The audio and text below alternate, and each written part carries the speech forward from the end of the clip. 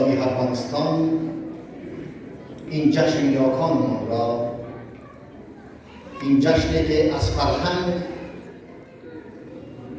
و انسانیت نمایندگی می‌کند، یک بار دیگر بر شما مبارکباد می‌گویم.